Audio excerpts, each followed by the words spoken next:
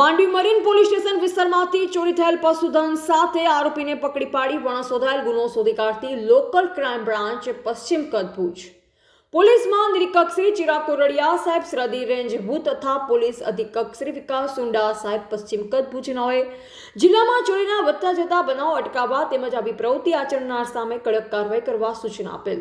જે સૂચના અને માર્ગદર્શન મુજબ લોકલ ક્રાઇમ બ્રાન્ચ પશ્ચિમ કચ્છ ભુજના police inspector Shri A.M. Makwana સાહેબ તથા police sub inspector Shri J.B. Jadav સાહેબ તથા police sub inspector Shri M.H. Sinol સાહેબનોએ લોકલ ક્રાઇમ બ્રાન્ચના પોલીસ કર્મચારીઓને જિલ્લામાં વણસોધાયેલ ચોરીના ગુનાઓ શોધવા માટે સૂચના આપેલ।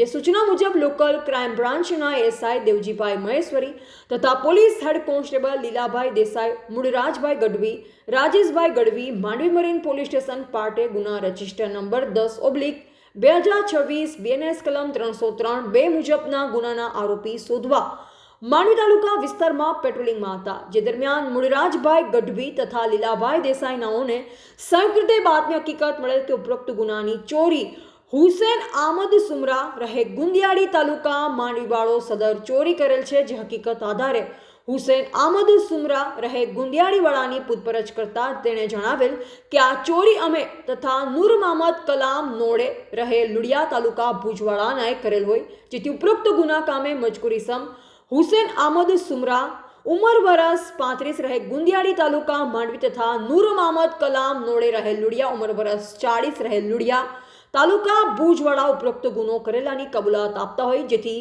સદર ગુના કામે બંને આરોપીઓને હસ્તગત કરી આગળની કાર્યવાહી સારું માંડવી મરીન પોલીસ સ્ટેશન ખાતે સોંપવામાં આવેલ છે। આરોપી પાસેથી કબજે કરેલ મુદ્દામાલ પૈકી મહિન્દ્રા કંપનીનો સફેદ ડાલો જેનો રજિસ્ટર નંબર GJ06AX 3287 કિંમત ₹5 લાખ તેમજ પશુધન ભેંસ એક કિંમત ₹50,000નો કબજે કરવામાં આવેલ છે।